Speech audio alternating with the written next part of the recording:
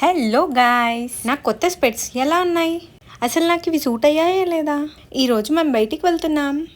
మా మనుగాడైతే నా hand bag వేసుకొని రెడీగా ఉన్నాడు వెళ్ళడానికి. ఇంకా మా తన్వి కూడా రెడీ అయిపోయింది. ఇంకా వెళ్ళి కారులో ఎక్కడమే. ఏంటి అసలు ఎక్కడికి వెళ్తున్నావు చెప్పవా అని అడుగుతారా? ఈరోజు మేమైతే మా ఊరికి వెళ్తున్నాం. తన్వి మనం ఒక్క దగ్గర ఉన్నారంటే కొట్టుకుంటూనే ఉంటారు. చాలా రోజులైంది ఊరికి వెళ్ళక, అందుకే వెళ్తున్నాము. ఫైనలీ ఇంటికైతే వచ్చేసాము. మా వాళ్ళు ఏదో చిన్న పని మీద బయటికి వెళ్ళారంట, వాళ్ళ కోసం వెయిటింగ్. ఊరికి రాగానే ఫుల్ ఫ్రీడమ్, ఇంకా ఆడుకుంటూనే ఉంటారు. నాకైతే బోర్ కొడుతుందని చెప్పి అన్ని ఎక్స్ప్లోర్ చేద్దామని బయటికి వచ్చా.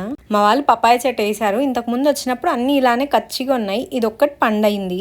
ఇవి ఎప్పుడు అవుతాయో ఏంటో, ఇవి ఎండ తగలకూడదని టవల్ వేసారు దానికి. మామిడి చెట్టుకి మామిడికాయలు కూడా కాసాయి చిన్న చిన్నగా, భలే క్యూట్ ఉన్నాయి అసలు. చెట్టు పెట్టిన తర్వాత ఇదే ఫస్ట్ టైం అనమాట.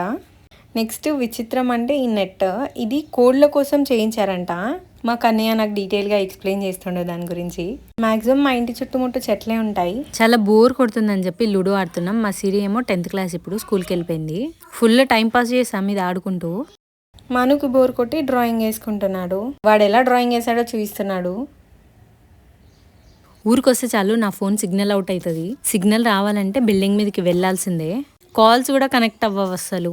కన్నయ్య ఏమో ఇలా ఫోన్ చూస్తుండు నా కోసం పైకి వచ్చి. పాపం ఒక యూట్యూబ్ షార్ట్ అప్లోడ్ చేద్దామని చెప్పి పైకి వచ్చాము.